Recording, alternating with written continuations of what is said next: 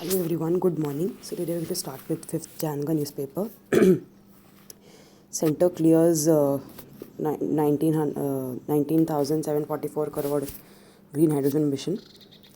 तो अब एक इतना सेंटर ने फंड दिया है इस मिशन के लिए, ग्रीन हाइड्रोजन मिशन के लिए. A plan is to reduce fossil fuel imports, decarbonize major sectors of the economy and turn the country into a global hub of production and export of green hydrogen and its derivatives.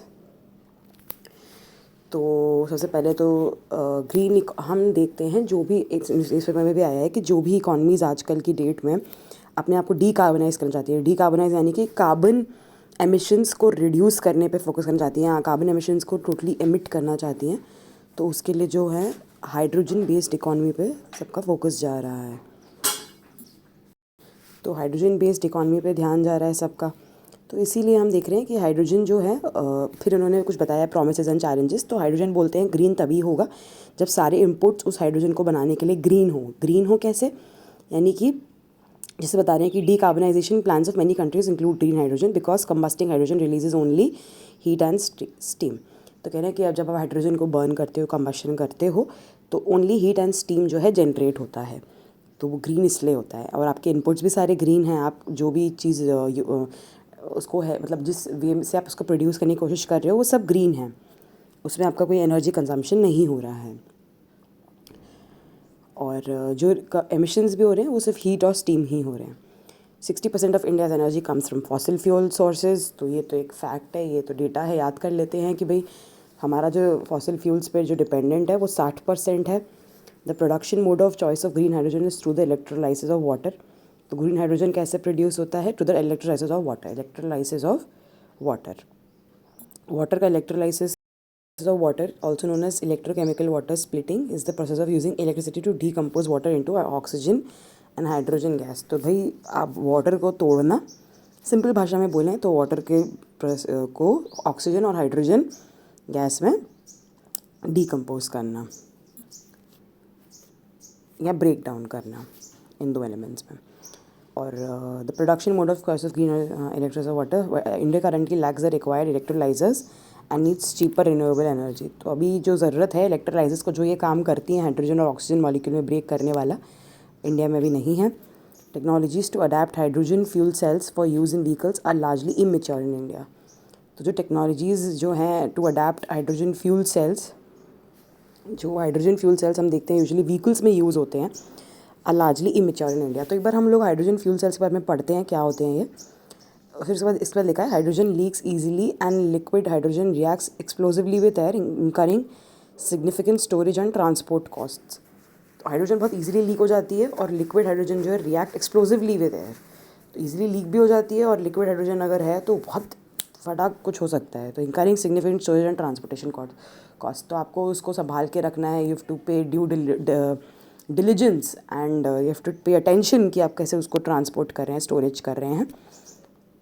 इसलिए बहुत ज़्यादा मतलब what kind of element is it called, I can't recall as of, मतलब I can't recall correctly कौन सा element बोलते हैं ऐसे एलिमेंट्स को, but it has to be taken care of. ठीक है. और तो we have to read about hydrogen fuel cell. देख लेते हैं. Germany launch the first. हाँ, तो हाइड्रोजन फ्यूल सेल्स क्या होते हैं? A clean, reliable, quiet and efficient source of high quality electric power. They use hydrogen as a fuel to drive an electrochemical process that produces electricity. Clean है, reliable है, quite and efficient source of high quality electric power. They use hydrogen as a fuel to drive an electrochemical process that produces electricity. तो hydrogen को as a fuel use करते हैं to drive an electrochemical process that produces electricity with water and heat as the only byproducts. तो hydrogen को as a fuel यानी as an ignition, as an जैसे petrol होता है, diesel होता है, एज अ फ्यूल यूज़ करते हैं. और उससे क्या होता है? Electrochemical process that produces electricity. और हाइड्रोजन को एज अ फ्यूल यूज़ करके ऐसा कुछ एक इलेक्ट्रोकेमिकल प्रोसेस होता है दैट प्रोड्यूसेस इलेक्ट्रिसिटी. तो हाइड्रोजन को आपने as a fuel, as a petrol, as a diesel आपने यूज़ किया, एक प्रोसेस करवाया जिससे इलेक्ट्रिसिटी प्रोड्यूस होगी with water and heat as the only by products. तो वाटर और हीट ही जनरेट होते हैं इसके बाई प्रोडक्ट्स. तो बिल्कुल कार्बन एमिशन नहीं है. Decarbonised way of producing electricity है, most abundant elements on earth है for a cleaner alternative fuel option. और बहुत सारे टाइप्स दिए हुए हैं फिर हाइड्रोजन के। फ्यूल सेल तो वही हैं भाई। तो green hydrogen is used produced by electrolysis of water using renewable energy like solar, wind, and has a lower carbon footprint. Electricity splits into hydrogen and oxygen. Byproducts are water and water vapor. तो electrolysis of water करके आप जो है solar wind generate करो। Brown hydrogen है भाई, कोल का use करके कर रहे हो, जिसमें एमिशंस आपकी एयर में रिलीज़ हो रही हैं, तो ये डीकार्बनाइज्ड हाइड्रोजन नहीं हुई। ग्रे हाइड्रोजन है produce from natural gas, whether the associated emissions are released into the air। Natural gas से ग्रे प्रोड्यूस हो रही है, वो भी एयर में जा रही है उसकी एमिशंस। ब्लू जो है नेचुरल गैस से प्रोड्यूस हो रही है। और एमिशंस जो हैं ब्लू इसलिए बोलते हैं क्योंकि एमिशंस जो हम कैप्चर करके स्टोर कर रहे हैं। सिग्निफिकेंस क्या है? Best zero emission solutions, best zero हाँ है with no tail pipe emissions other than water. Tail pipe emissions क्या होते हैं? Emissions of something such as gas और रेडिएशन इनटू द एटमॉस्फेयर। तो टेल पाइप एमिशंस नहीं है, टेल पाइप एमिशंस यानी कि emission of something such as gas और radiation into the atmosphere. Quiet operation है, तो शांति से होता है भाई, ज़्यादा शोर नहीं है। Easier scaling, operation times of fuel cells are longer than that of batteries. Scaling भी ईजी हो जाती है with fuel cells। only the amount of fuel needs to be doubled to double the operation time, while batteries require the capacity of the components to be doubled to achieve the same।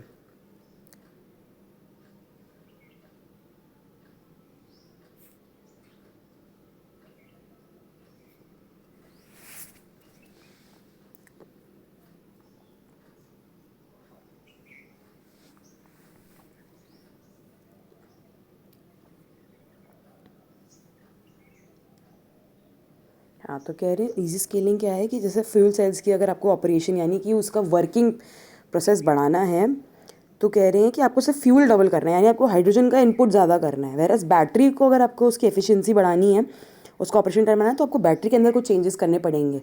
आप उसको सिर्फ ignition देके आप उसको सिर्फ मतलब बोलते हैं ना जैसे पेट्रोल या डीजल देकर ही उसको ज़्यादा तेज़ नहीं कर सकते। फिर से बताती हूँ ईजी स्केलिंग क्या है कि operation times of fuel scale cells are longer than those of batteries. कि ये फ्यूल सेल्स को अगर आपको ज़्यादा करना है तो भाई थोड़ा सा amount of fuel needs to be doubled. कि भाई आप फ्यूल थोड़ा बढ़ा दोगे। आप अगर सपोजिटली पेट्रोल की तरह समझो कि मेरे पास एक फ्यूल सेल है, मतलब मेरे पास एक मशीन है, तो मेरे को अगर उसका एफिशिएंसी बढ़ाना है तो मुझे सिर्फ ज़्यादा पेट्रोल डालना है। पर वेराज अगर बैटरी होगी मेरे पास तो मेरे को बैटरी में चेंजेस करने पड़ेंगे उसकी एफिशिएंसी बढ़ाने के लिए। पर फ्यूल सेल्स में सिर्फ मुझे पेट्रोल बढ़ाना है, ठीक है। तो इसलिए जो है फ्यूल सेल बेटर होता है बैटरी से। हाई कॉस्ट है भाई, बहुत हाई कॉस्ट है। इश्यूज़ ये हैं, और makes up only 0.03% of hydrogen production and it's up to 5 times more expensive than grey hydrogen।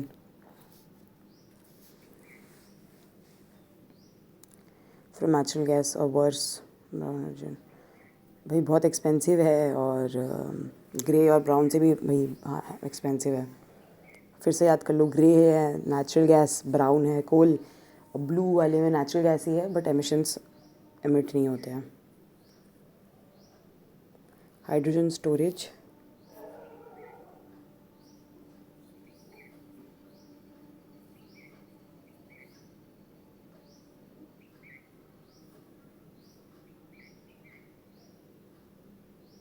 हाँ ये तो पढ़ा ही हमने, मुश्किल है। कंबस्टेबल होता है जल्दी, मतलब बर्न हो जाता है, तो कॉम्प्लेक्स है स्टोरेज इसका प्रोसेस। अबंडेंट एलिमेंट है बट खुद से एग्जिस्ट नहीं करता है, तो वाटर से इलेक्ट्रोलाइसिस कराने के लिए separated from both of these processes, या तो इलेक्ट्रोलाइसिस से कराओगे या separated from carbon fossil fuels. तो पर बहुत इसमें एनर्जी लगती है, और जितनी एनर्जी इसमें लगती है इतनी तो the energy can be more than what is gained from the hydrogen itself as being very expensive. तो जितना आप जनरेट नहीं कर पाओगे उससे ज़्यादा तो आपको एनर्जी लग जा रही है। In addition, this extraction typically requires the use of fossil fuels, which in the absence of CCS undermines the green credentials of hydrogen। This extraction, हाँ तो भाई इस एक्सट्रैक्शन के लिए भी, हाइड्रोजन को निकालने के लिए भी फॉसिल फ्यूल की ज़रूरत पड़ेगी, जो in the absence of carbon capture and storage undermines the green credentials of hydrogen. अगर आप CCS करोगे नहीं, आप उसको कैप्चर भी नहीं करोगे, तो और पोल्यूशन आपका हो जाएगा। सिंपल भाषा में बोले तो और आपका खर्चा हो रहा है किसी चीज़ को प्रोड्यूस करने में। इसका मतलब क्या है कि जैसे हमने पढ़ा ब्लू हाइड्रोजन कि आप कार्बन को जो है स्टोर कर लेते हो। आप एमिट तो हुई नेचुरल गैस पर आपने स्टोर कर लिया, बट ये यहाँ पे कह रहे हैं कि भाई इसमें तो और फॉसिल फ्यूल्स लगेंगे, और in the absence of CCS आपका ग्रीन क्रेडेंशियल्स भी है, मतलब अंडरमाइन हो जाएगा ना, ये आप कर ही नहीं पाओगे। इंडियन सिनेरियो क्या है भाई, अभी वो तो आज ही पढ़ा है, यूनियन बजट ने अनाउंस किया था नेशनल हाइड्रोजन एनर्जी मिशन।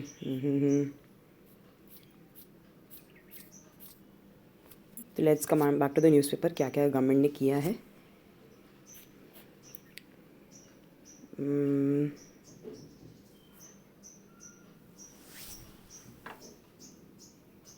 2030 तक हम लोग 50 मिलियन टन्स को हटा पाएंगे, को अबेट कर पाएंगे। तो जो इनिशियल आउटले है उसमें जो प्रोग्राम है वो साइट है, strategic intervention for green hydrogen transition programme, strategic interventions for green hydrogen transition programme, sight programme.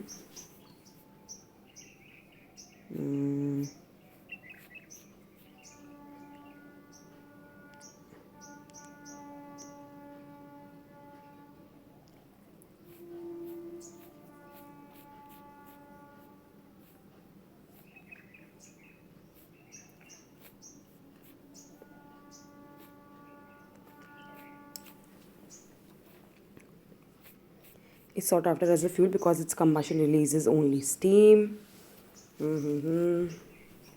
हाँ, मिनिस्ट्री, ये इंपॉर्टेंट है, ministry of new and renewable energy इसमें काम कर रही है और वो स्कीम की गाइडलाइंस बना रही है।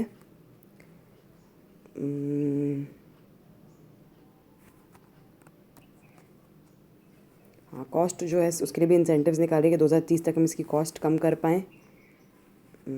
शॉर्ट टर्म, हाँ, तो क्या क्या है, प्रायोरिटी पावर आप सप्लाई दो मैन्युफैक्चरर्स को, कंसेशन दो, शॉर्ट टर्म वेवर्स दो,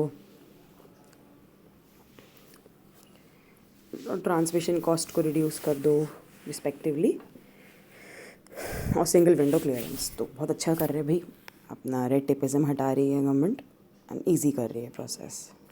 ठीक है। Opposition to Karnataka's Mahadayi river माउंटर, रेल यात्री में डेटा ब्रीच हुआ है, पहले ये देख लेते हैं। ये अपन एग्जाम्पल्स में लिखेंगे कि जो क्रिटिकल इंफ्रास्ट्रक्चर है, साइबर सिक्योरिटी, साइबर थ्रेट्स पे कोई क्वेश्चन आएगा तो भाई रेल यात्री ticket platform hit by data breach. तो मतलब हमारे जो एसेट्स हैं, नेशनल एसेट्स हैं, वो भी सेफ़ नहीं हैं। ठीक है, अब कर्नाटका का महादाई देख लेते हैं। तो महादाई के बारे में थोड़ा सा डिटेल्स देख लेते हैं। तो ये जानकारी होनी चाहिए, एक कलसा बंदूरी नाला वाटर है जो रिवर महादाई पे डाइवर्जन प्रोजेक्ट है, और गोवा ने इस पे रेस किया है। कौन से दो बीच रिवर्स के बीच में, स्टेट्स के बीच में इशू है, कर्नाटका और Goa.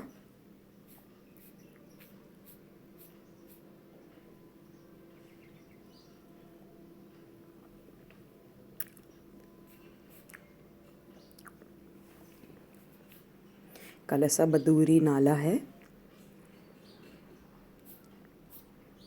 River Mahadai originates from the Bhimgad Wildlife Sanctuary of Karnataka and flows into the Arabian Sea in Goa. Kalasa and Banduri streams are tributaries of Mahadai. तो ये थोड़ा सा हमें देखना है कि ये साउथ टू नॉर्थ जा रही है, कर्नाटका से गोवा जा रही है, और ये भीमगढ़ वाइल्ड लाइफ सैंक्चुरी कहाँ है, कर्नाटका में है। और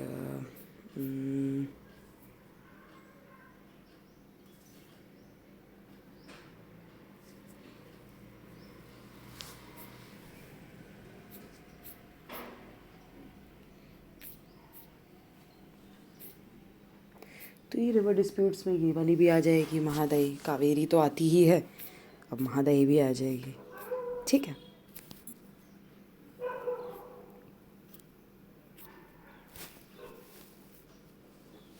वेस्ट फ्लोइंग रिवर है।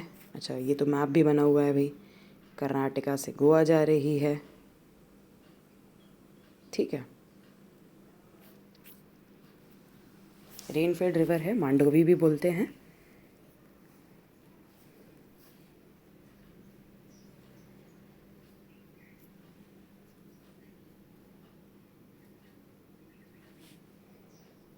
गोवा में मांडोवी बोलते हैं, जॉइंड बाय ज़ुआरी रिवर।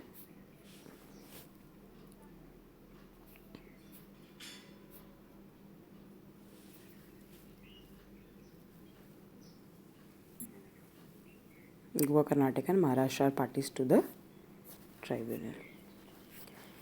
तो ये हो गया। हाँ, फिर आ गया हमारा services PMI shows surge in December, private sector output growth rises to 11-year high. तो सर्विस जो परचेजिंग मैनेजर इंडेक्स सेक्टर है, दिसंबर में भाई अच्छा हुआ है। Private sector output growth rises to 11-year high.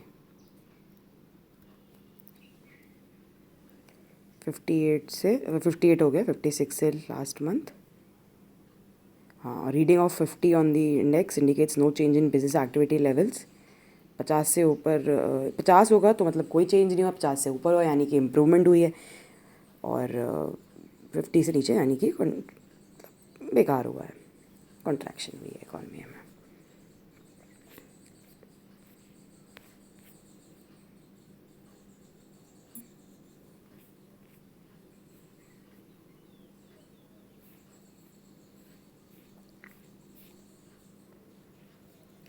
ठीक है, परचेज मैनेजर इंडेक्स एक ना प्राइवेट बॉडी, थोड़ा पढ़ लेते हैं उसके बारे में भी एक बार।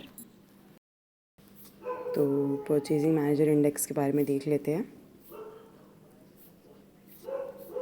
सर्वे बेस्ड मेजर है, लोगों से पूछते हैं भाई क्या आपको लग रहा है, रिस्पोंडेंट से क्या बिज़नेस चल रहा है, अच्छा चल रहा है, नहीं चल रहा है। सर्वे बेस्ड है और calculated separately for the manufacturing and service sectors, and then a composite index is also constructed. It's calculated separately for the manufacturing and service sector. दोनों के लिए सेपरेटली कैलकुलेट होता है। 100 से होता है, 50 से ऊपर एक्सपेंशन, 50 के ऊपर नीचे कॉन्ट्रैक्शन, 50 है तो कोई चेंज नहीं है। हाँ, ये इंपॉर्टेंट है, usually release at the start of every month. It is therefore considered a good leading indicator of economic activity. IHS market कोई है, भाई प्राइवेट बॉडी है। SP ग्लोबल तो मैं सुना है स्टैंडर्ड एंड पुअर, तो वो निकालती है।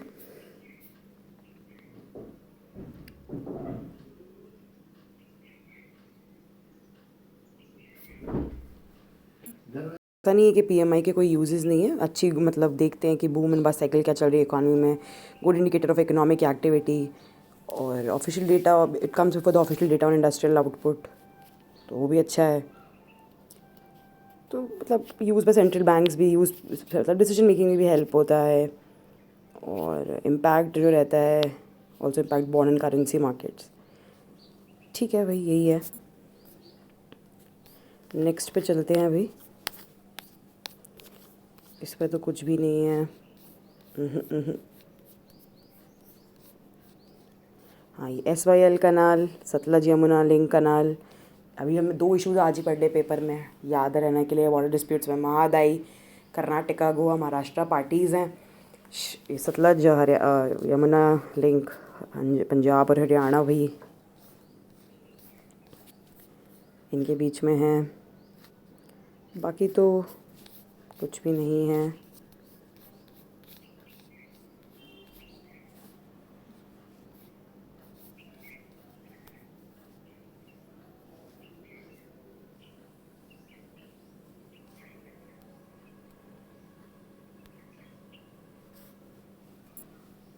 तो एक सैटेलाइट टाउनशिप बन रही है। सैटेलाइट टाउनशिप यानी कि आप आउटस्कर्ट्स पे जाके सिटी के बाहर अपना ऐसा डेवलपमेंट करते हो ताकि सिटी की ब्रीदिंग कैपेसिटी ख़राब ना हो, सिटी पूरी तरह से एक क्या बोलते हैं, क्लॉस्ट्रोफोबिक ना हो। क्लॉस्ट्रोफोबिक तो एक पर्सनल फीलिंग के लिए हो गया।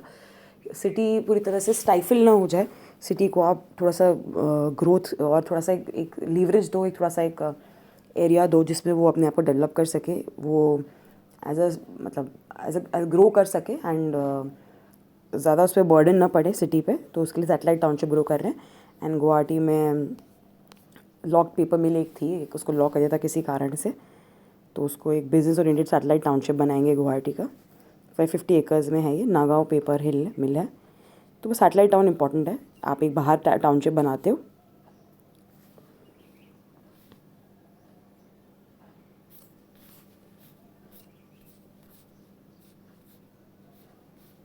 ठीक है, नेक्स्ट पे चलते हैं। Talakaveri is South India top star party destination. अच्छा, तो जो ये तालक कावेरी है, Kodagu district of Karnataka, which is the source of the Kaveri river. Kaveri river का सोर्स है भाई तालक कावेरी, हम लोग पढ़ते भी हैं। तो ये emerge south India's Hanle district. Hanle Ladakh में हमने पढ़ा था। As astronomers have been hosting star parties there for some time now. तो हनले को क्यों बोलते हैं? Located in Ladakh, also known as for pristine skies and minimum light pollution, is also India's first dark sky reserve. It's a designation given to a place that has policies in place to ensure that a tract of land or region has minimal artificial light interference. अच्छा, तो designation उसको कहता था जहाँ पे बहुत ही कम light होती है, आर्टिफिशियल लाइट नहीं होती है ज़्यादा। और हनले को इसलिए मतलब ये ख्याति मिली है। अब बोल रहे साउथ इंडिया में भी वेस्टर्न घाट्स में रहते हैं ऐसी लोकेशंस और some hill ranges nearby. And according to astronomers, Talakaveri is the most ideal location to gaze at the sky and have a star party. तो तालकावेरी भाई कर्नाटका में है, कावेरी जी का ओरिजिन भी वहीं से ही है। और हनले ऑफ साउथ इंडिया, ठीक है, इतना इम्पोर्टेंट है बस।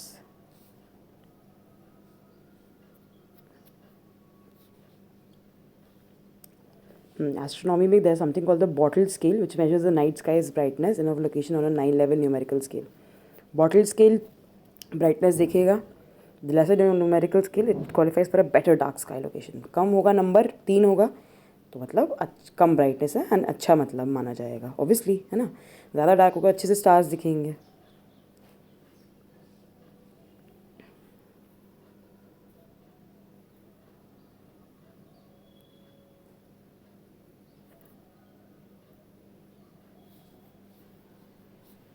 ठीक है,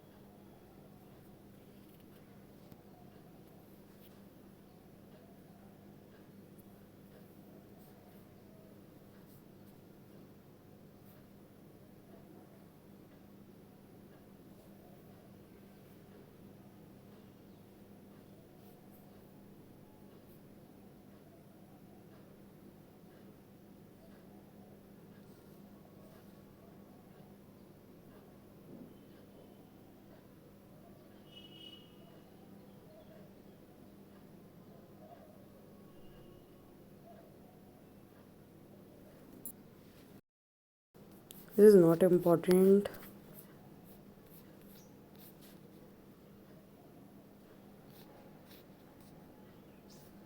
ब्रिज है वलंथंकड़ आइलैंड, वलंथकड़ आइलैंड टू मराडू इन कोची, केरला में है ये भाई वलंथकड़ island.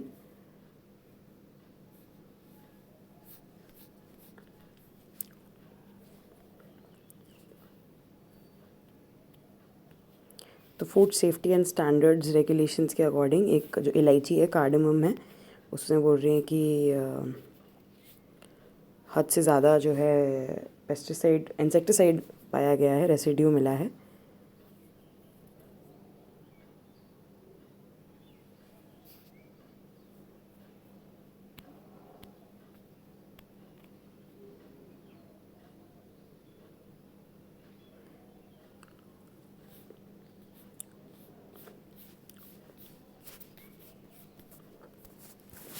Silent valley bird species number goes up to 175। तो साइलेंट वैली केरला में है भाई, बर्ड्स अच्छी खासी आ रही हैं। Grey headed canary fly catcher, Nilgiri flower picker and Pompadour green pigeon. तो ये नई नई बर्ड्स आई हैं, grey headed canary fly catcher, Nilgiri flower picker and Pompadour green pigeon.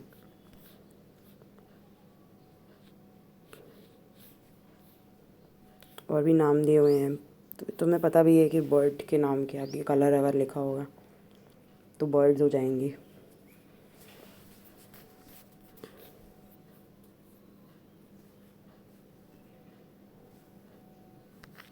ठीक है, एडिटोरियल पे आते हैं। An open letter to the Indian film industry. ये तो हमारे लिए काम का नहीं है।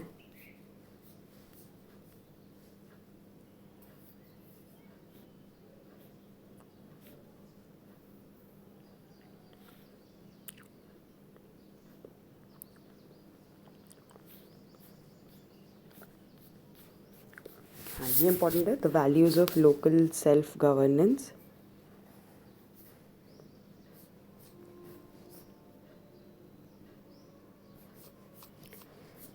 In December 1992, Parliament passed the 73rd and 74th Constitutional Amendment, which instituted panchayats and municipalities respectively. These amendments mandated that the state government constitute panchayats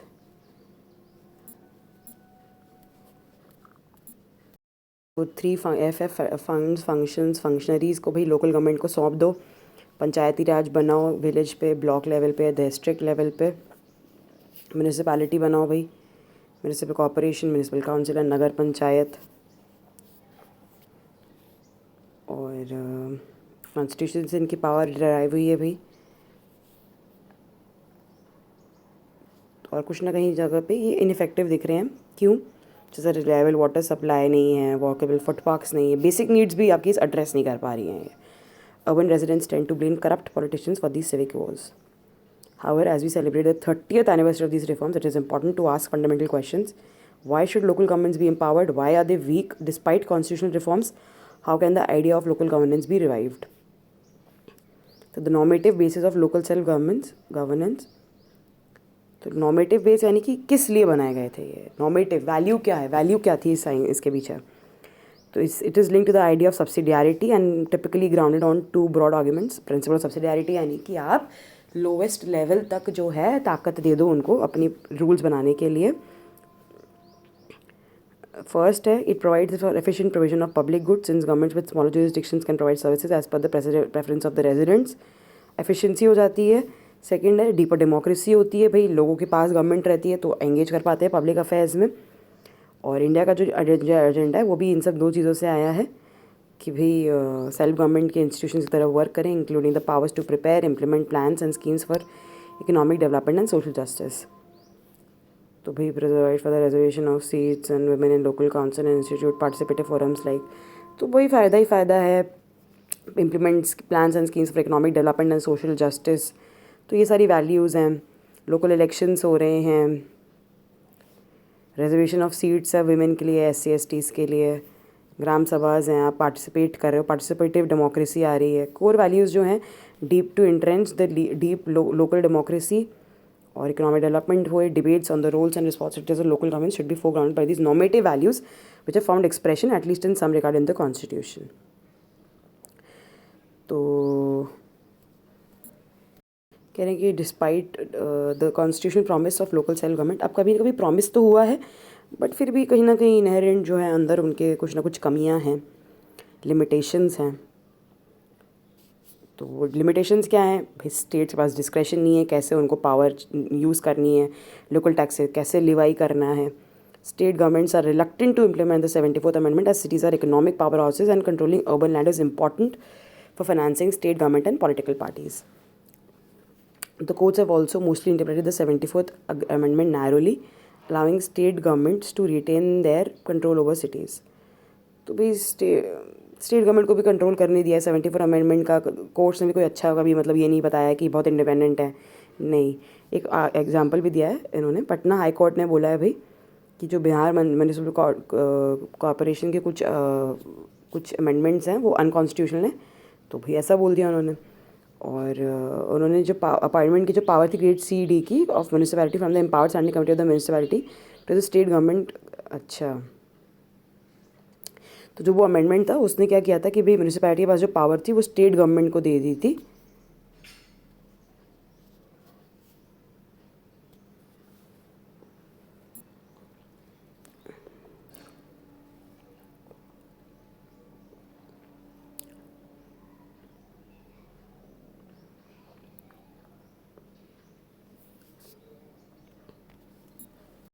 मैंने थोड़ा उल्टा बोल दिया। बोल रहे हैं कि पटना हाई कोर्ट ने ऐसा बोला है कि वहाँ पे ऑर्डर आया था कि भाई जो म्यूनिसिपैलिटी जो अपॉइंटमेंट करी थी उससे ट्रांसफ़र करके एक स्टेट गवर्नमेंट की पास से मैंने पावर दे दी। तो गवर्नमेंट ने उसको बोला नहीं, तो हाई कोर्ट ने बोला नहीं भाई आप ये नहीं कर सकते। क्यों नहीं कर सकते भाई? बोला क्योंकि लिखा हुआ है यहाँ पे कि भाई ये प्रोविजंस जो है वायलेट करते हैं 74th अमेंडमेंट को, since the recentralisation of power and the weakening of self governance are incompatible with the idea intent and desire of the constitutional amendment. कि भाई आप तो रीसेंट्रलाइज कर रहे हो, वापस अपने पास पावर ले रहे हो और वीक कर रहे हो इसको।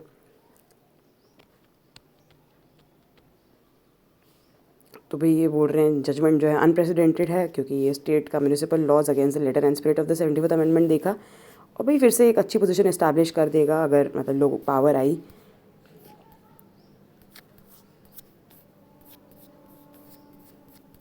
गवर्नमेंट के पास। तो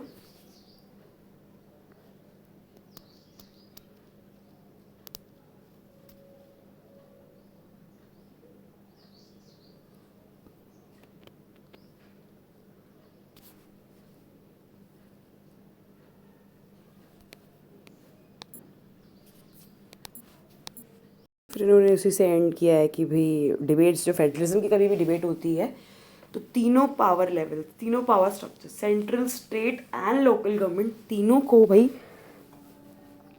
इक्वली डिस्ट्रीब्यूशन करना चाहिए और तभी आप एक इंटीग्रल फ्रेमवर्क बना पाओगे, फेडरल फ्रेमवर्क। अब रिसेंट मैक्रो इकोनॉमिक डेटा आया है, S&P का भी हमने ऊपर भी देखा,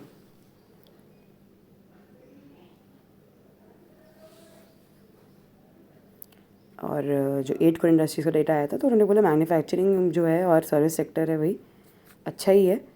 मिक्स सिग्नल्स हैं।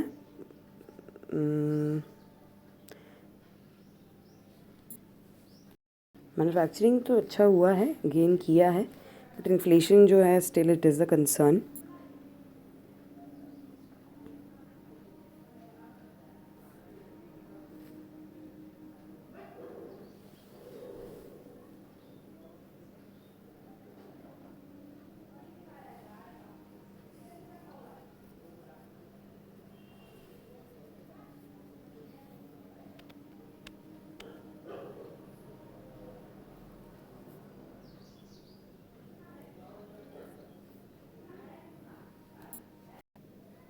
So the PMI survey shows that the overall output inflation across has intensified.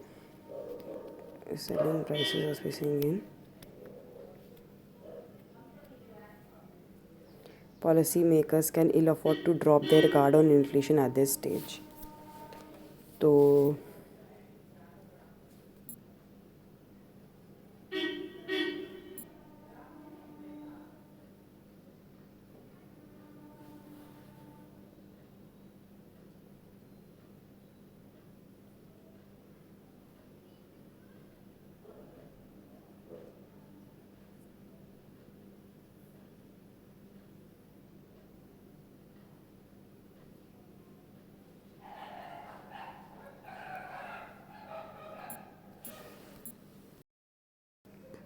ये कह रहे हैं कि भाई पहली बार ऐसा हुआ है कि जो इनपुट कॉस्ट हमारा लगा है, जो हमें पैसा लगा है बनाने का, और अच्छा ही है कि मतलब जैसे लिखा है कि PMI survey shows that the overall output charge inflation across the private sector has intensified, with manufacturers reporting inflation in selling prices outpacing gains in input cost for the first time in almost 2.5 years. Policymakers can ill afford to drop their guard on inflation at this stage. तो कह रहे हैं कि overall inflation जो है rise तो हुआ है, पर कह रहे हैं मैन्युफैक्चरर्स ने बताया है कि जो इन्फ्लेशन सेलिंग प्राइसेस पे हो रहा है, जो प्राइस उनको मिल रहा है, पहली बार उनको जो है इनपुट कॉस्ट जो वो पैसा लगाते हैं उस पर उनको गेन्स हुए हैं। तो इसलिए कह रहे हैं कि शायद मतलब मिक्स सिग्नल्स हैं, मतलब मैन्युफैक्चरिंग तो अच्छा है बट इन्फ्लेशन एक कंसर्न फिर भी रहेगा ही रहेगा।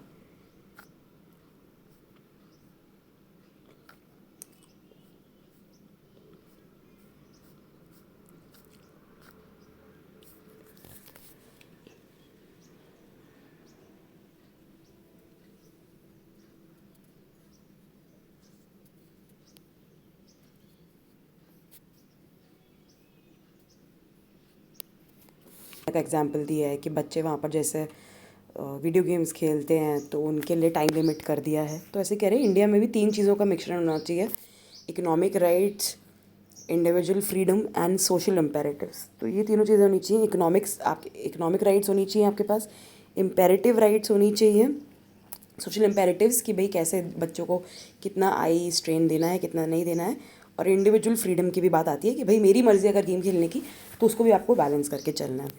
ठीक है, तो ये 3 चीज़ें हैं। और कॉलोनियल रूल के तहत ही हम लोग का मतलब वो चलता है।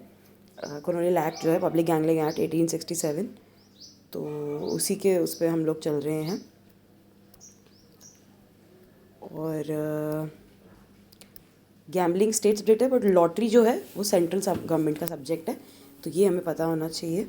और स्टेट की पावर में भी एग्जैक्टली पता नहीं है कितनी है कितनी नहीं है, तो उसको क्लियर करने के लिए ये बोल रहे हैं कि लेजिस्लेशन थोड़ा सा क्लियर करें। मोहम्मद इकबाल, एक पोइट फॉर ऑल एजेस, तो सारे जहाँ से अच्छा तराना हिंदी, ये मोहम्मद इकबाल ने लिखा है।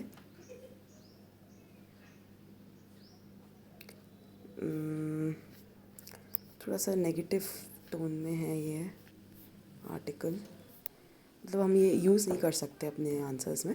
बस हाँ लिख सकते हैं कि सेक्युलरिज्म में भाई सारे जहाँ से अच्छा हिंदुस्तान हमारा, उस रिटन बाय मोहम्मद इकबाल।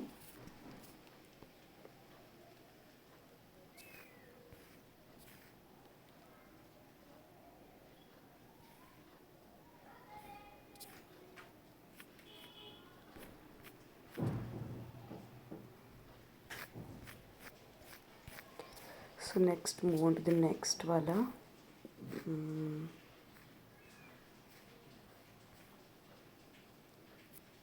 हाँ, ये पता होना चाहिए वोकालिगास और वीरशैव लिंगायत्स जो हैं ये हमारे कर्नाटका में है। वोकालिगास और वीरशैव तो हम पढ़ते हैं, वोकालिगा हमें पता होना चाहिए। और कुरुबा ट्राइब जो है ये भी कर्नाटका में है।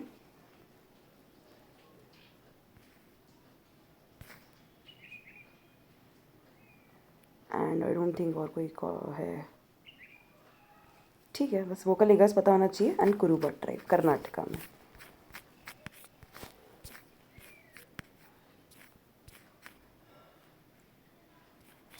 Contextualizing the rise in retail investments in stock market.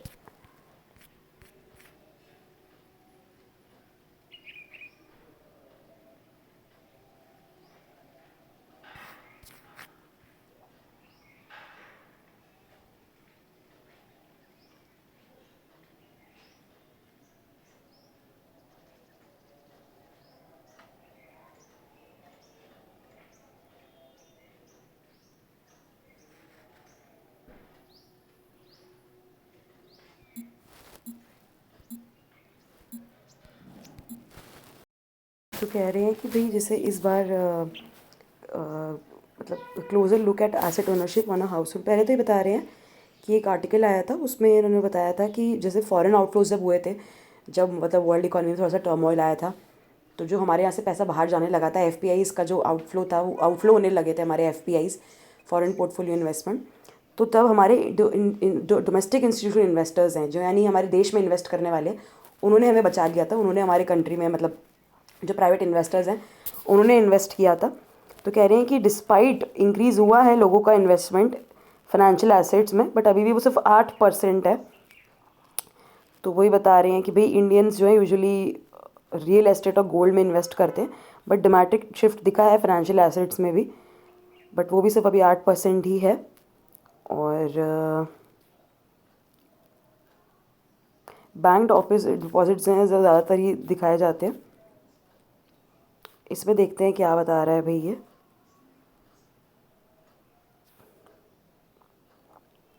सबसे ज़्यादा आपके जो चार्ट है, deposits form a major share followed by pension and provident fund.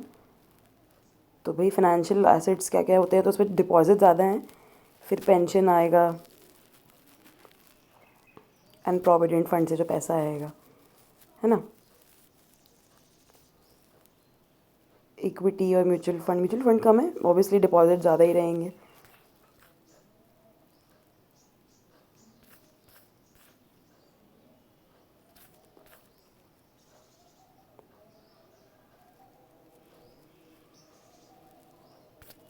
ठीक है।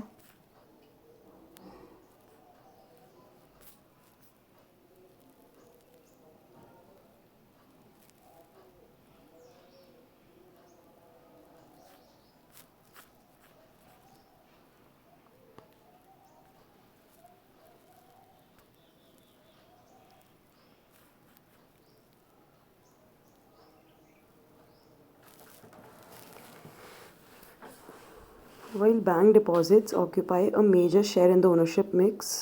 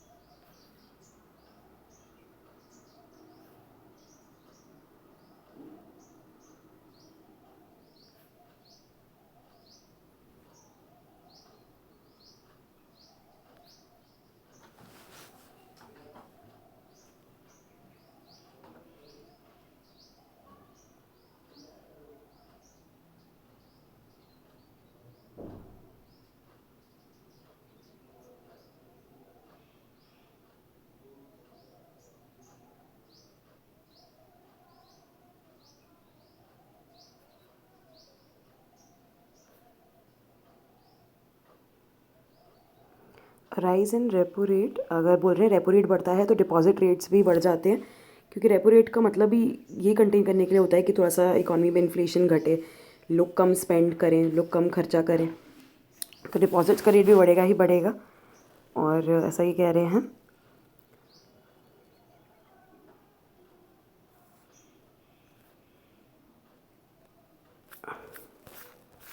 ठीक है, इतना इंपॉर्टेंट नहीं है, बस फाइनेंशियल इन्वेस्टमेंट्स ही बता रहे हैं।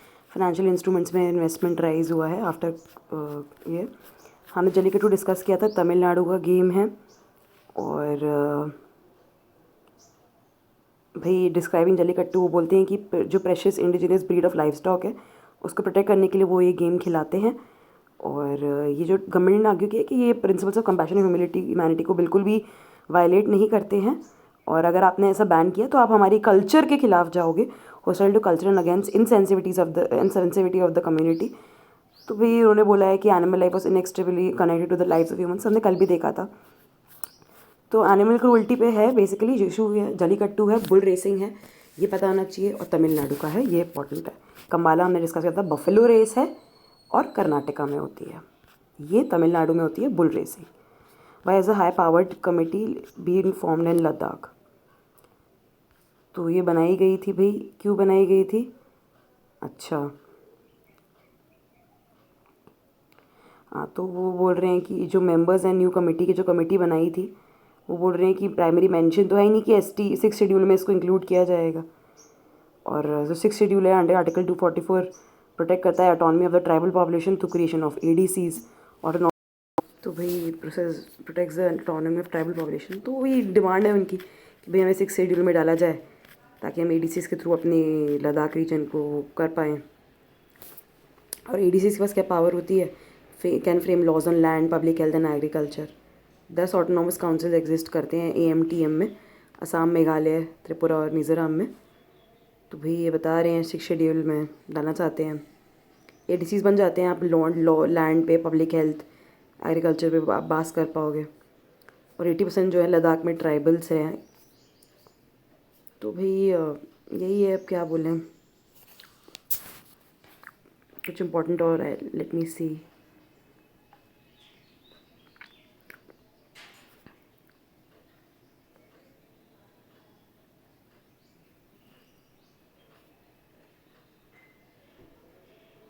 और भी 15, हाँ, ये तो ये भी एक अच्छा पॉजिटिव एक हम देख रहे हैं स्टेप भी लिया गया है। 10 से 45 45% जो है पॉपुलेशन के लिए, ट्राइबल पॉपुलेशन के रिजर्वेशन कर दिया है। तो एक पॉजिटिव एफर्मेशन हम देख रहे हैं गवर्नमेंट ने दिया है उनके लिए, तो अच्छा ही है ये। Reading newspapers effectively to prepare for the IAS examination. तो भाई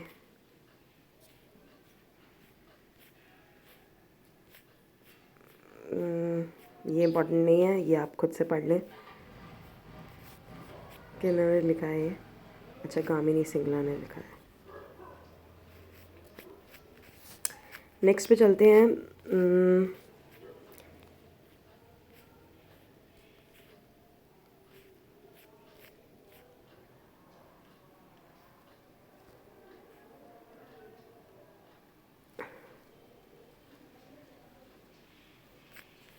SC stays order allowing UP local body polls without OBC reservation।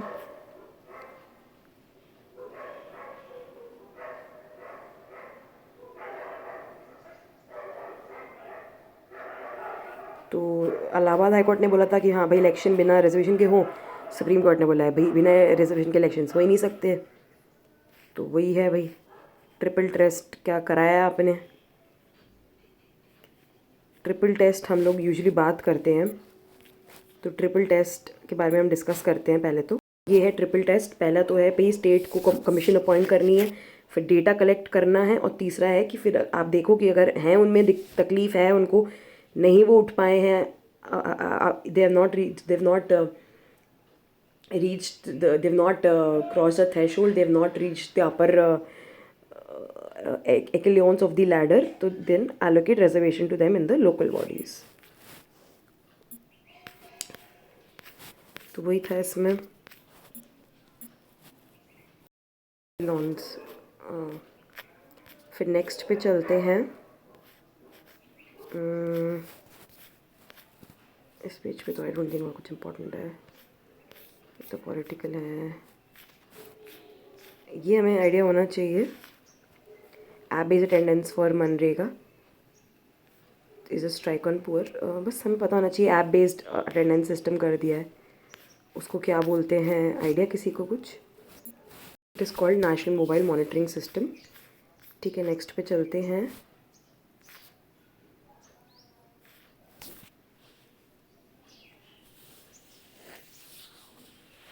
CMI data जो है अनएम्प्लॉयमेंट का प्राइवेट डेटा है, तो ये बस पता होना चाहिए। बाकी तो रिव्यूट तो करेंगे, रिव्यूट्स CMI डेटा तो रिव्यूट तो बट रिबट तो होगा ही, क्योंकि CMI का डेटा शायद ज़्यादा अनएम्प्लॉयमेंट दिखा रहा होगा। ये पता होना चाहिए कि प्राइवेट है। लेबर जो मिनिस्ट्री निकालती है वो LFS निकालती है, periodic labour force survey. Not important.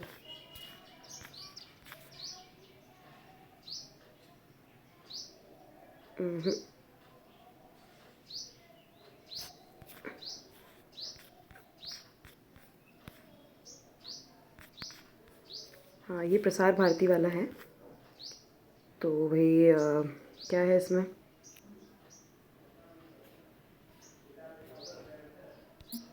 पहले तो हम थोड़ा PLFS के बारे में देख लेते हैं। तो ये निकालती कौन है? Ministry of statistics for a programme and programme implementation. Ministry of labour नहीं निकालती है। PLFS मिनिस्ट्री ऑफ स्टैटिस्टिक्स निकालती है, मिनिस्ट्री ऑफ लेबर नहीं। अनएम्प्लॉयमेंट रेट जो है उन्होंने बोला है कि फॉल किया है पहले से, और लेबर फोर्स पार्टिसिपेशन रेट क्या होता है? The percentage of people in labour force in the population increased from 40 to 41। तो लेबर फोर्स इंक्रीज़ हुआ है पार्टिसिपेशन रेट, और वर्कर पॉपुलेशन रेशियो भी इंक्रीज़ हुआ है।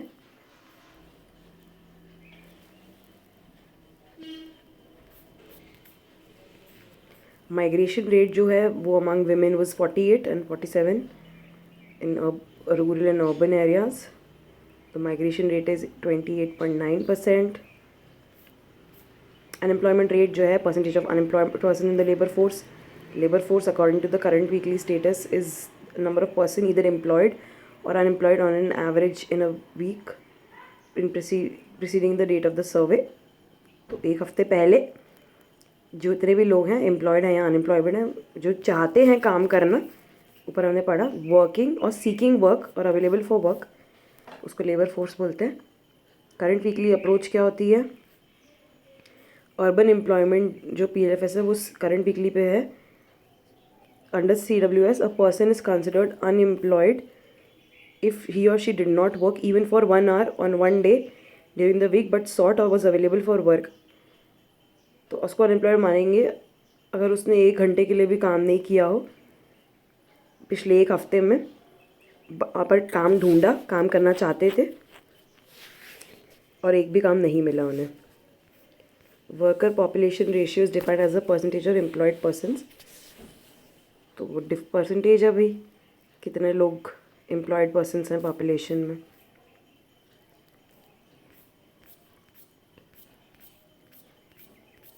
ये तो हम लोग PLFS के बारे में पढ़ना चाहते थे. तो ये NSO ने लॉन्च किया था अप्रैल में, और ये एम्प्लॉयमेंट इंडिकेटर्स निकालने के लिए worker population ratio in a short term interval of 3 months for the urban areas only in the CWS. अभी हमने PMI पढ़ा, परचेज मैनेजमेंट इंडेक्स, वो हर महीने निकलता है.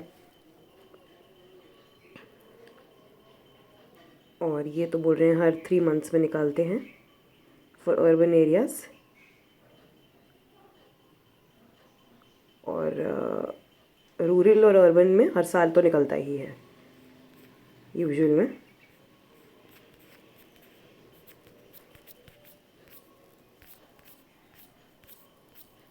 ठीक है,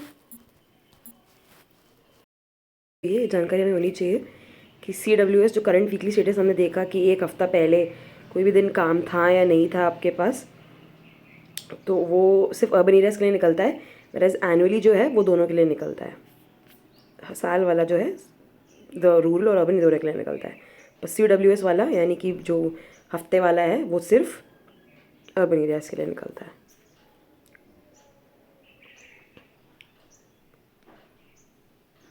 ठीक है,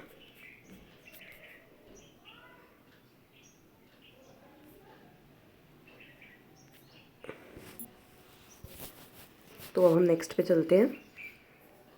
तो ये प्रसार भारती को फंड्स मिले हैं, और प्रसार भारती जो है ऑल इंडिया रेडियो जो है 80% जो है कवर करता है देश की पॉपुलेशन को.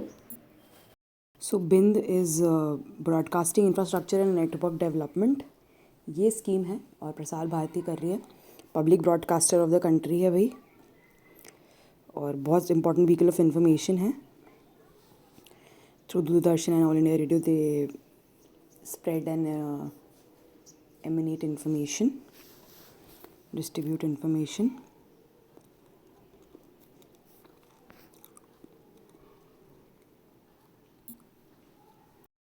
So let's move on to the next one.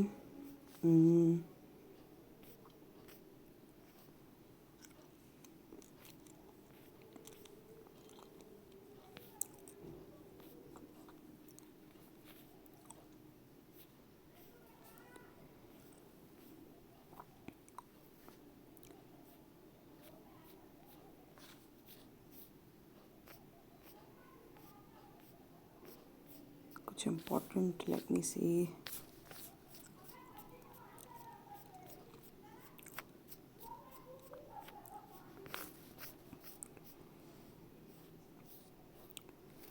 अल शबाब बस पता होना चाहिए. मोगादिशु कहाँ की कैपिटल है? सोमालिया की है. Al Shabaab is a local militant commander in Hiran region Mogadishu in Somalia. Somalia की लोकेशन देख लेते हैं एक बार.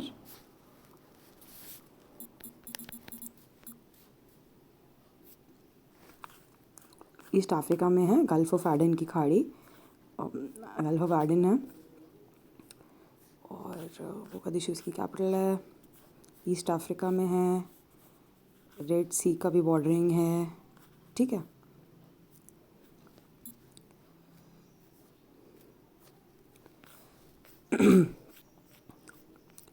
हाँ, इसमें है CERC orders payment to coal power units for forced output.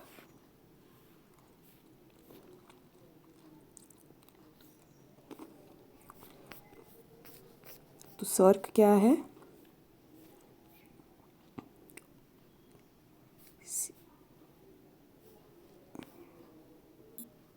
Sir के बारे में थोड़ा सा देख लेते हैं। इलेक्ट्रिसिटी एक्ट के तहत ये कमीशन बनी है और to regulate the tariffs of generating companies own by और control by the central government, to regulate the inter state transmission of electricity, to determine tariff for such transmission of electricity.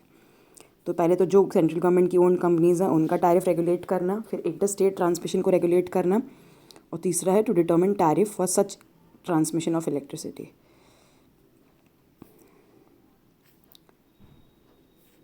तो ये है भाई।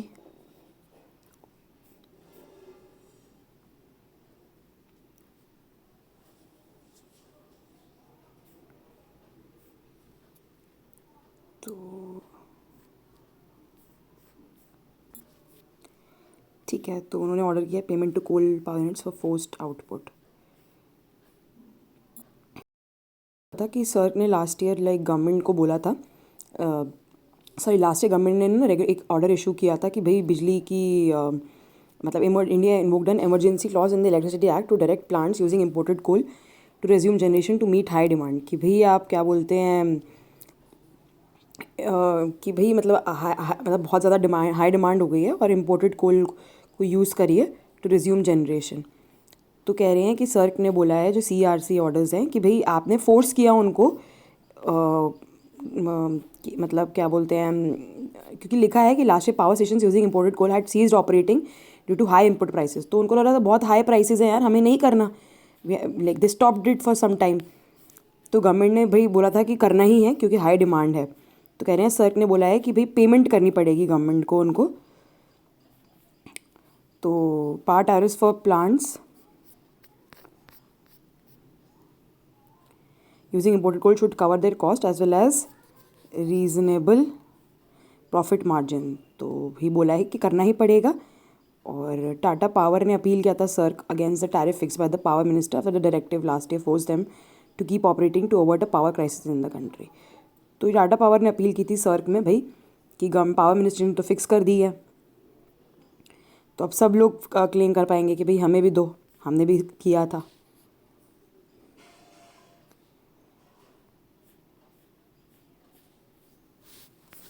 ठीक है, आ गया ना समझ में ये वाला। कुछ और इम्पोर्टेंट बैंकिंग ओम्बड्समैन में card, mobile, net banking, top complain, तो इन सब में इश्यू आती ही रहती है।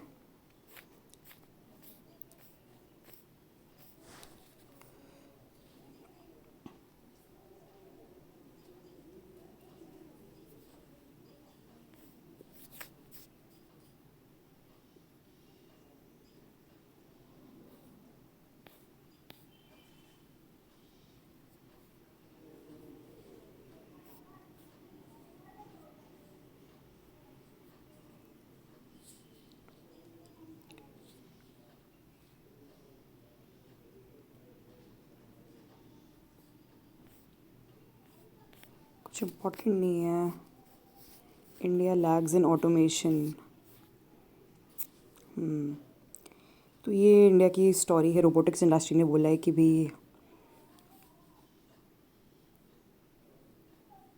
चाइना ने डेंसिटी ऑफ 187 रोबोट्स पर 10,000 एम्प्लॉयज़, हमारे यहाँ भाई बस सिर्फ 4 रोबोट्स पर 10,000 एम्प्लॉयज़।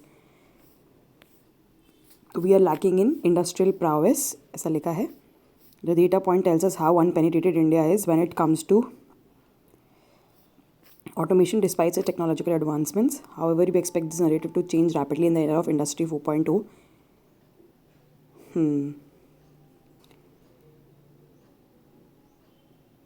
28,000 यूनिट्स तक पहुँचेगा, अभी तो सिर्फ 3200 था। 2030 तक 28,000। एंड वी सॉ ये डेटा अच्छा है कि चाइना में वी हैव 187 रोबोट्स पर 10,000 people and in India we have only 4 robots.